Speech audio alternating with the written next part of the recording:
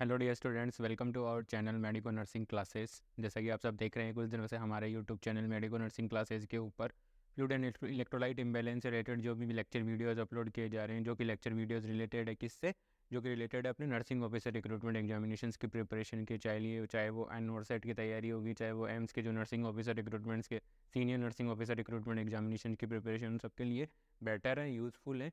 ठीक है, तो आज की उसी सीरीज को कंटिन्यूएशन करने के लिए फ्लूइड एंड इलेक्ट्रोलाइट सीरीज की कंटिन्यूएशन कर रहे हैं हम। ठीक है, और उसी सीरीज को कंटिन्यूएशन करते हुए हमारा आज का जो टॉपिक है वो है हाइपर मैग्नीशियमिया। कि मैग्नीशियमिया, लास्ट क्लास में हमने ये देखा था कि हाइपोमैग्नीशियमिया कैसे हो रहा है, कैसे उसके साइन एंड सिम्टम्स अराइज हो रहे हैं पेशेंट के अंदर। ठीक है, वो सारा हाइपोमैग्नीशियमिया का management, sign and symptoms, ECG के चेंजेस, सारे चेंजेस हमने देख लिए थे। उसी सीरीज के कंटिन्यूएशन के अंदर आज की हमारा जो नया टॉपिक है वो है हाइपर मैग्नीशियमिया। ठीक है, तो हाइपर मैग्नीशियमिया, आइए आज की क्लास शुरू करते हैं हाइपर मैग्नीशियमिया के बारे में। तो हाइपर मैग्नीशियमिया की स्टूडेंट्स अगर हम बात करें तो हाइपर मैग्नीशियमिया एक ऐसी कंडीशन है जिस कंडीशन के अंदर क्या होता है, जब मैग्नीशियम है उसका लेवल कितना है, उसका लेवल है वो 2.6 मिली इक्विवेलेंट से कितना चला जाता है, 2.6 मिली इक्विवेलेंट से ज़्यादा हो जाता है, मोर चला जाता है, एक्सेसिव हो जाता है, मतलब 2.6 से ज़्यादा हो जाता है। ठीक है, 2.6 से क्या हो जाए, लेवल मोर देन 2.6 MEQ पर लीटर से क्या हो गया, ज़्यादा हो रहा है, तो वो कंडीशन क्या कहलाती है, हाइपर मैग्नीशियमिया कहलाती है। तो मैग्नीशियम का जो नॉर्मल लेवल है, मैग्नीशियम का जो नॉर्मल लेवल है वो नॉर्मल लेवल कितना है, 1.8 टू 2.6 MEQ पर लीटर। ठीक है, ये इसका नॉर्मल लेवल है। अगर इससे नीचे जा रहा था तो उस कंडीशन को हम कह रहे थे हाइपोमैग्नीशियमिया, और इससे ऊपर जाएगा तो उस कंडीशन को हम क्या कह देंगे, हाइपर मैग्नीशियमिया। हाइपर मैग्नीशियमिया ये कंडीशन है। ठीक है, तो ये है डेफिनेशन की हाइपर मैग्नीशियमिया क्या कंडीशन होती है। हाइपर मैग्नीशियमिया एक ऐसी कंडीशन है जिस कंडीशन के अंदर क्या होता है, जो ब्लड सीरम के अंदर मैग्नीशियम का जो लेवल है वो लेवल चला जाता है 2.6 से ज़्यादा हो जाता है, तो वो कंडीशन क्या कहलाती है, हाइपर मैग्नीशियमिया की कंडीशन है वो कहलाती है। ठीक है, नेक्स्ट हम देखते हैं कॉजेज, कि हाइपर मैग्नीशियमिया के ऐसे कौन कौन से कॉजेज हैं जिन कॉजेज की वजह से क्या हो रहा है, हाइपर मैग्नीशियमिया की कंडीशन है वो अराइज हो रही है। ठीक है, तो कॉजेज की अगर हम फर्स्ट वन हम बात करें तो फर्स्ट वन कॉज आता है हमारा इंक्रीज मैग्नीशियम इनटेक। ठीक है, अगर आप किसी भी डाइटरी सोर्सेज के थ्रू या फिर कुछ ऐसे ड्रिंकिंग, मतलब ड्रिंकिंग वगैरह है, जो ड्रिंकिंग फ्लूइड्स हैं, जूस हैं, फ्रूट्स हैं, उनका कंजप्शन कर रहे हो। ठीक है, चाहे आप ड्रिंक के मतलब लिक्विड फॉर्म में कर रहे हो, चाहे आप सॉलिड फॉर्म में। ठीक है, तो आप क्या कर रहे हो, अगर एक्सेसिव मैग्नीशियम कंटेनिंग डाइट ले रहे हो या लिक्विड ले रहे हो, जिस ऐसा लिक्विड जिसके अंदर मैग्नीशियम है उसका जो लेवल है वो बहुत ज़्यादा है, तो वो भी कंडीशन क्या कर सकती है, वो कंडीशन आपको हाइपर मैग्नीशियमिया की कंडीशन है वो कॉज कर सकती है। तो अब ऐसे कौन कौन सी कंडीशन हैं, देखिए फर्स्ट वन है magnesium containing anti acid and laxative. ठीक है, तो सबसे पहले हम बात करते हैं कि एंटी एसिड्स क्या होती है और लैक्सेटिव्स क्या होते हैं। ठीक है, एंटासिड्स, एंटासिड्स की बात करें तो ये वो ड्रग्स हैं जो क्या करेंगी, एसिड को न्यूट्रलाइज करती हैं। ठीक है, एंटी, ठीक है, जो HCl होता है स्टोमक के अंदर, स्टोमक के अंदर क्या होता है, HCl हाइड्रोक्लोरिक एसिड है, उसको ये क्या कर देती है, एंटासिड क्या कर देती है, न्यूट्रलाइज कर देती है, न्यूट्रलाइज। ठीक है, एंटासिड्स, ठीक है, drugs that are neutralise the gastric acid that are known as antacids.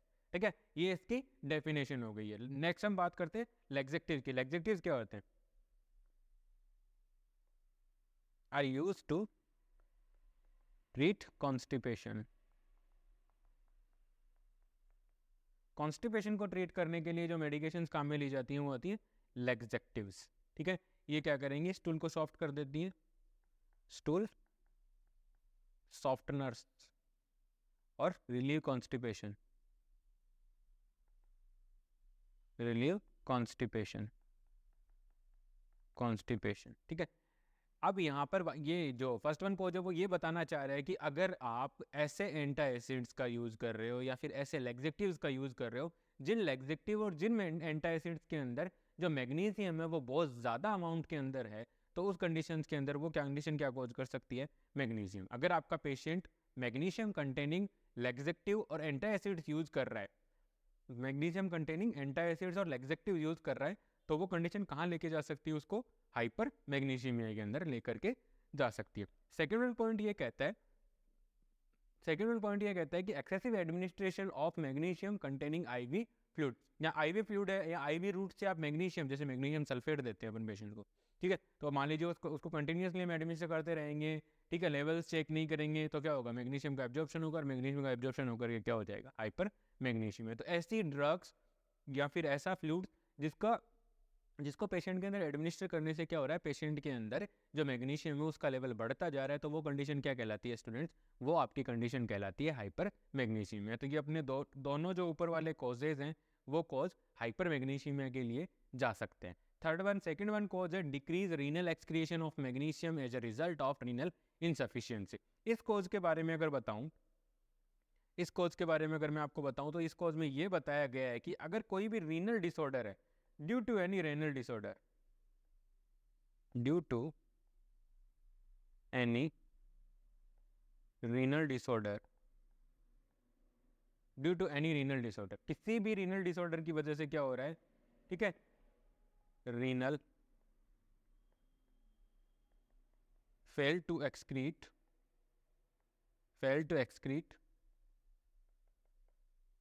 Excessive magnesium from the body. अगर किडनी किसी भी रीनल डिसऑर्डर की वजह से किडनी मैग्नीशियम को बॉडी से बाहर नहीं निकाल पा रही है, तो वो कंडीशन क्या करेगी, lead to increase blood serum magnesium level, और वो कंडीशन क्या कहलाती है, हाइपर मैग्नीशियमिया, हाइपर मैग्नीशियमिया। ठीक है जी, तो ये सारे रीजंस हो सकते हैं हाइपर मैग्नीशियमिया के। एक तो हो सकता है कि आप एक्सेसिव कोई सी डाइटरी इंटेक है जिनके अंदर ऐसे डाइटरी कंटेंट या ऐसे डाइटरी सोर्सेज का यूज़ कर रहे हो जिनके अंदर मैग्नीशियम सबसे ज़्यादा है। दूसरा हो सकता है ऐसी एंटासिड मेडिसिन है आपकी, या फिर ऐसी लेग्जेक्टिव मेडिसिन है जिनके अंदर मैग्नीशियम कंटेनिंग है, तो जैसे ही वो जाएंगी तो एब्जॉर्ब हो जाएंगी, मैग्नीशियम का लेवल बढ़ जाएगा। दूसरा हमारा इंपॉर्टेंट कॉज था कि रीनल इनसफिशिएंसी। रीनल इनसफिशिएंसी का मतलब स्टूडेंट्स यहाँ पर ये है कि किडनी के डिसऑर्डर्स होने की वजह से क्या हो रहा है, रीनल सिस्टम है वो मैग्नीशियम को बाहर नहीं, यूरिन के साथ मैग्नीशियम को बाहर नहीं निकाल पा रहा है। बाहर नहीं निकाल पाएगा तो स्टूडेंट्स आप देखेंगे कि रीनल डिसऑर्डर होने की वजह से मैग्नीशियम वो क्या रहेगा, बॉडी में रिटेन रहेगा तो आप खाते जाएंगे मैग्नीशियम कंटेनिंग डाइट्स, किडनी बाहर नहीं निकाल पा रही है तो लेवल धीरे धीरे मैग्नीशियम का इंक्रीज हो जाएगा, और वो कंडीशन क्या कहलाती है, हाइपर मैग्नीशियमिया कंडीशन कहलाती है। आई होप आप लोगों को मेरे द्वारा प्रोवाइड की जा रही लेक्चर वीडियो समझ में आ रहे होंगे। अगर किसी भी स्टूडेंट को कोई डाउट है तो प्लीज़ आप मुझे कमेंट सेक्शन में ज़रूर बताइए, मैं डेफिनेटली उसका आंसर करूँगा। Thank you so much. Next हम बात करते हैं असेसमेंट की, कि जब किसी पेशेंट के अंदर हाइपर मैग्नीशियमिया की कंडीशन आ चुकी है, हाइपर मैग्नीशियमिया की कंडीशन अराइज हो चुकी है, तो उस कंडीशन के अंदर पेशेंट के अंदर कौन कौन से सिम्टम्स आएंगे। तो फर्स्ट वन सिम्टम्स, अगर हम कार्डियोवास्कुलर सिस्टम की अगर हम बात करें स्टूडेंट्स, तो फर्स्ट वन आएगा ब्रेडिकार्डिया। ब्रेडिकार्डिया का मतलब है हार्ट रेट है beat per minute, 60 beat per minute से नीचे की तरफ चली जाएगी, तो वो कंडीशन क्या कहलाती है, ब्रेडिकार्डिया। डिसरिथमिया, जो हार्ट के जो कॉन्ट्रैक्शन और रिलैक्सेशन की, ठीक है, जो कॉन्ट्रैक्शन और रिलैक्सेशन की जो रिदम है उसके अंदर डिस्टर्बेंस आ जाता है।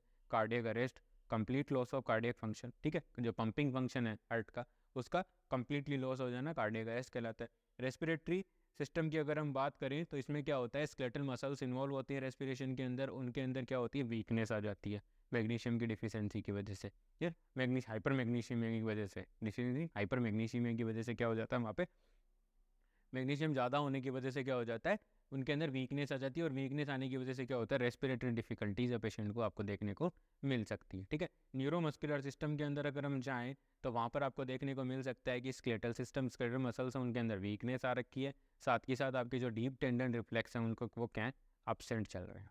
ठीक है, तो उस कंडीशंस के अंदर भी आपको ये देखने को मिल सकता है। जब भी किसी पेशेंट को, यहाँ पे एक सवाल है, ठीक है, कि जब भी किसी पेशेंट को MgSO4 मैग्नीशियम सल्फेट चल रहा है, नॉर्मली ये ऑब्स्टेट्रिक्स में यूज किया जाता है, सॉरी, ऑब्स्टेट्रिक्स में यूज किया जाता है in case of eclampsia and pre eclampsia, eclampsia and pre eclampsia, eclampsia और प्री एक्लेम्शिया के अंदर इसको यूज किया जाता है। तो अब उस कंडीशंस के अंदर इसको जो यूज़ कर रहे हैं तो उस कंडीशन के अंदर क्या होता है, हमें पेशेंट के डीप टेंडन रिफ्लेक्स को मॉनिटर करना होता है, deep tendon reflexes. Deep tendon reflexes को हमें क्या करना होगा, मॉनिटर करना होगा। इनको मॉनिटर करके हमें मैग्नीशियम थेरेपी है वो हम पेशेंट को देंगे। नेक्स्ट वन है CNS के इन्वॉल्वमेंट। अगर मैं मान लीजिए मैग्नीशियम के ज़्यादा होने की वजह से, मैग्नीशियम का जो लेवल है वो इंक्रीज़ होने की वजह से अगर आपका CNS इन्वॉल्वमेंट हो रहा है तो उस कंडीशन के अंदर आपको देखने को मिलेगा लेथार्जी, ड्राउजीनेस और कोमा। ये सारे सिम्टम्स आपको पेशेंट के अंदर देखने को मिलेंगे। नेक्स्ट हम बात करते हैं लेबोरेटरी रिजल्ट। अगर आप पेशेंट का ब्लड सैंपल लेबोरेटरी के अंदर एग्जामिनेशन करने के लिए भेजोगे तो वहाँ पर आपको मैग्नीशियम का जो लेवल है वो 2.6 मिली इक्विवेलेंट से ज़्यादा मिलेगा। ठीक है, जब भी इलेक्ट्रोलाइट्स की सीरम इलेक्ट्रोलाइट्स की रिपोर्ट आएगी तो उसमें आप देखोगे मैग्नीशियम का जो लेवल है वो बहुत ज़्यादा बढ़ा हुआ मिलेगा। मैग्नीशियम के लेवल के अंदर चेंजेज आने की वजह से, मैग्नीशियम का लेवल इंक्रीज़ होने की वजह से उसमें क्या होता है, ECG के अंदर भी स्टूडेंट्स चेंजेज आते हैं। तो ECG के अंदर चेंजेज आते हैं, उन चेंजेस को देखिए। ECG के अंदर जो चेंजेज आते हैं वो चेंजेज आते हैं कि प्रोलॉन्ग्ड PR इंटरवल और wide QRS complex. Prolonged PR interval और वाइड QRS कॉम्प्लेक्स आता है। और वाइड QRS कॉम्प्लेक्स और प्रोलॉन्ग्ड PR इंटरवल आती है तो देखिए कैसे। ठीक है, पहले तो देखिए ये अपनी नॉर्मल ECG है, तो प्रोलॉन्ग्ड PR इंटरवल P और R, ठीक है, ये यहाँ पे P वेव है, ये QRS T, ये T। ठीक है, ये तीन अपने हो गए हैं। ठीक है, अब यहाँ पर आप देखिएगा स्टूडेंट्स, आप यहाँ पे देखोगे कि P और R के बीच में देखो प्रोलॉन्ग्ड PR इंटरवल, ये P और R के बीच में जो इंटरवल है वो काफ़ी ज़्यादा बढ़ चुका है। ठीक है, एक तो यहाँ पे देखने को मिल रहा है। दूसरा चेंजेस था वाइड QRS कॉम्प्लेक्स। आप देखो QR और S के बीच की जो कॉम्प्लेक्स है वो नॉर्मली आपको कॉम्प्लेक्स अगर आप देखोगे ECG के अंदर तो यूँ आपको देखने को मिलेगा ये।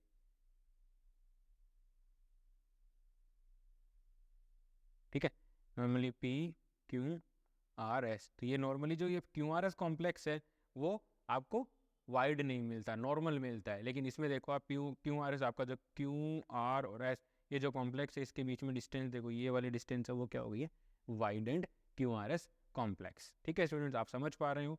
ठीक है, मैं यहाँ पे जो लिखा है उसको हटाने की कोशिश करता हूँ। ठीक है, यहाँ पे देखो आप, यहाँ पे आप देख रहे हो वाइड QRS कॉम्प्लेक्स। तो QRS Q यहाँ पे शुरू होता है, R ये होता है और S ये, तो QRS कॉम्प्लेक्स है वो क्या हो गया, वाइड हो गया। ठीक है, और prolonged PR interval, P wave यहाँ दिखा रहे हो, Q वेव यहाँ दिखा रहे हो और R यहाँ दिखा रहे हो, तो इन दोनों के बीच की जो डिस्टेंस है वो भी क्या हो गई है, ज़्यादा हो गई है। तो ये कहलाता है आपका प्रोलॉन्ग्ड PR इंटरवल और QRS, wide QRS complex. I hope आप लोगों को समझ में आया होगा। अगर किसी भी स्टूडेंट को कोई डाउट है तो आप मुझे कमेंट सेक्शन में ज़रूर बताइए, मैं डेफिनेटली इसका आंसर करूँगा। नेक्स्ट हम बात करते हैं इंटरवेंशंस की। ठीक है, इंटरवेंशंस की बात करते हैं कि अगर आपके पास हाइपर मैग्नीशियमिया का जो पेशेंट है वो आ जाता है तो उस कंडीशन के अंदर हमें हाइपर मैग्नीशियमिया के पेशेंट को कैसे मैनेज करना है। ठीक है, तो इंटरवेंशंस की अगर स्टूडेंट्स हम बात करें तो फर्स्ट वन हमारा इंपॉर्टेंट पॉइंट जो कि रेड कलर के अंदर लिखा हुआ है, नोट कर लीजिएगा, याद रखिएगा। ठीक है, बार बार इसको रिवाइज कीजिएगा। ठीक है, calcium gluconate is the antidote for magnesium overdose. जैसा कि नॉर्मली मैंने अपनी जो YouTube medical nursing classes channel के यूट्यूब चैनल पे एंटीडोट के बारे में हम पहले ही डिस्कस कर चुके हैं, उनमें उस टाइम भी हमने बताया था और मैं आज भी बता रहा हूँ कि मैग्नीशियम सल्फेट और कैल्शियम ग्लूकोनेट एक दूसरे के एंटीडोट होते हैं। अगर मैग्नीशियम सल्फेट की डोज है वो ज़्यादा हो गई है तो आप कैल्शियम ग्लूकोनेट दे दो, और कैल्शियम ग्लूकोनेट ज़्यादा हो गया तो आप मैग्नीशियम सल्फेट दे सकते हो। तो ये एक इंपॉर्टेंट पॉइंट है। ठीक है, और डायरेक्ट क्वेश्चन उठाया जा सकता है यहाँ से। ठीक है, मोस्ट क्वेश्चन है, वेरी मोस्ट, किसके लिए, नॉर्थ सेट के लिए, नॉर्थ सेट 2024 के लिए सबसे इंपॉर्टेंट क्वेश्चन है। कैल्शियम ग्लूकोनेट का एंटीडोट कौन सा होता है, मैग्नीशियम, क्योंकि हिपेरिन है, वारफेरिन है, पैरासीटामोल है और ओपियोइड्स के ये बहुत कॉमन होते हैं। ठीक है, तो ये इजीली याद भी रह जाते हैं और ये सारे सवाल एग्जाम में आते भी नहीं है। ठीक है, क्योंकि ये कॉमन है, कॉमन है तो बहुत ज़्यादा लोग सबको याद रहता है, इसलिए बहुत कम चांसेस होते हैं। ये थोड़े से ट्रिकी क्वेश्चन होते हैं और इनको याद रखना थोड़ा सा मुश्किल होता है, तो इसलिए मैं आपको यहाँ पे पॉइंट आउट कर रहा हूँ कि इन चीज़ों को आप याद कीजिए, अलग से लिख के रखिए, अलग से आपकी स्टिकी नोट्स बनाइए ताकि उनके अंदर आप लिख करके बार बार उनको रिवाइज करोगे तो आपको ये चीज़ें याद हो जाएगी। तो हमें ये ध्यान रखना है। ठीक है, पॉइंट पे आते हैं, अपने पॉइंट पे आकर के हम ये बात करते हैं कि जब भी हम किसी पेशेंट को मैग्नीशियम, हाइपर मैग्नीशियमिया का जो पेशेंट है उस पेशेंट को हमें क्या करना है, अगर उस पेशेंट को एंटीडोट, अगर मान लीजिए मैग्नीशियम की टॉक्सिसिटी क्रिएट हो रही है तो उस कंडीशन को प्रिवेंट करने के लिए हम क्या करेंगे, पेशेंट को कैल्शियम ग्लूकोनेट दे सकते हैं। Calcium gluconate is use as a antidote of magnesium sulphate या मैग्नीशियम ओवरडोज। ठीक है, कैल्शियम ग्लूकोनेट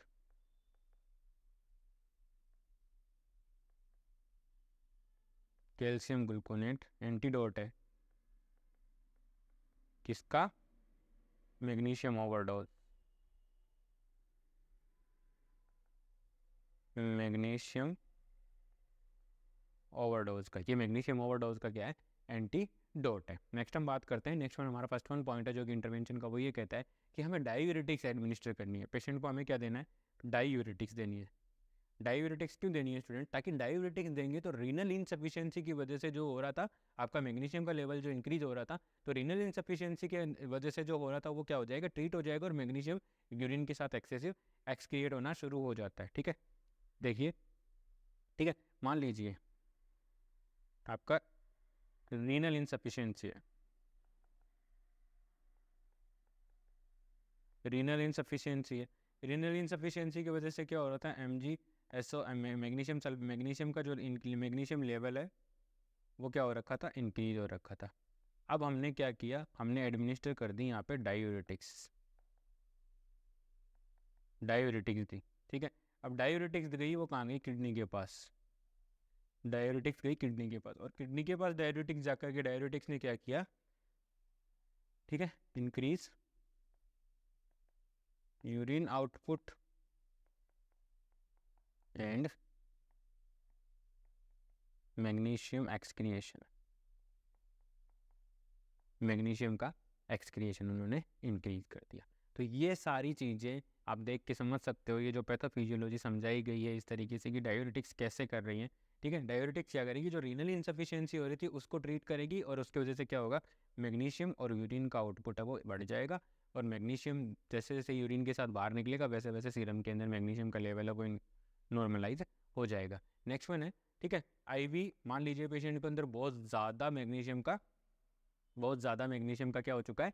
लेवल इंक्रीज हो चुका है। उस कंडीशन के अंदर हम IV calcium chloride, calcium gluconate patient को एडमिनिस्टर कर सकते हैं मैग्नीशियम के इफेक्ट को कम करने के लिए। ये एक इंपॉर्टेंट पॉइंट है स्टूडेंट्स, यही एंटीडोट के बारे में कहा गया था। ठीक है, ये एक इंपॉर्टेंट पॉइंट है। ठीक है, अगर मैग्नीशियम सल्फेट है, मैग्नीशियम के जो इफेक्ट्स है वो कार्डियक मसल्स में आने शुरू हो चुके हैं, कार्डियक मसल्स के ऊपर। अगर कार्डियक मसल्स के ऊपर आने शुरू हो चुके हैं तो इस कंडीशन के अंदर हम क्या करेंगे? पेशेंट को कैल्शियम IV इंट्राव्यूनसली कैल्शियम क्लोराइड दे सकते हैं या कैल्शियम ग्लूकोनेट दे सकते हैं, जिससे क्या होगा? रिवर्स कर देंगे मैग्नीशियम के इफेक्ट को, कार्डियक मसल्स के ऊपर जो भी इम्पैक्ट आ रहे हैं उसको हम क्या कर देंगे? रिवर्स कर देंगे।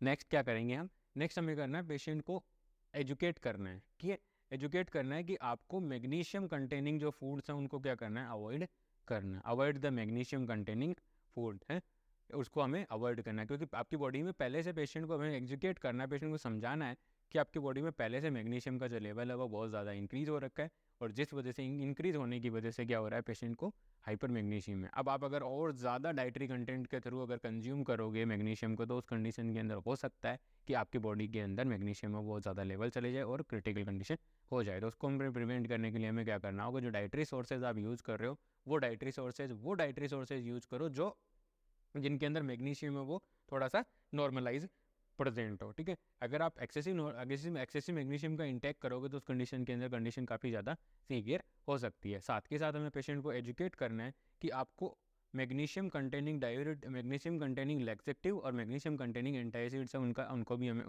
भी क्या करना है? अवॉइड करना। आप अल्टरनेटिव एंटासिड और लैक्सेटिव का काम में लीजिए। ठीक है, हमें क्या क्या क्या बस एजुकेट करना है पेशेंट को डाइट के बारे में कि मैग्नीशियम कंटेनिंग जो फूड है उनको क्या करना है? अवॉइड करना है। साथ के साथ हमें एजुकेट करना है पेशेंट को कि आप जो एंटासिड ले रहे हो, जो लैक्सेटिव ले रहे हो, वो लैक्सेटिव्स यूज़ करो जिनके अंदर मैग्नीशियम प्रेजेंट ना हो। ये हमें क्या करना है? पेशेंट को एजुकेट करना है। और ये सब अगर हम करेंगे, ये सारी इंटरवेंशन अगर हम परफॉर्म करेंगे तो उस कंडीशन के अंदर क्या होगा स्टूडेंट? हम क्या कर पाएंगे? पेशेंट को हाइपर मैग्नीशियम की जो कंडीशन है उससे हम प्रिवेंट कर पाएंगे। आज की क्लास में इतना ही। आई होप मेरे द्वारा प्रोवाइड किए जा रहे लेक्चर वीडियोस आपकी नर्सिंग ऑफिसर रिक्रूटमेंट एग्जामिनेशन की प्रिपरेशन में आपकी हेल्प कर रहे होंगे। Please like, share and subscribe. Thank you so much.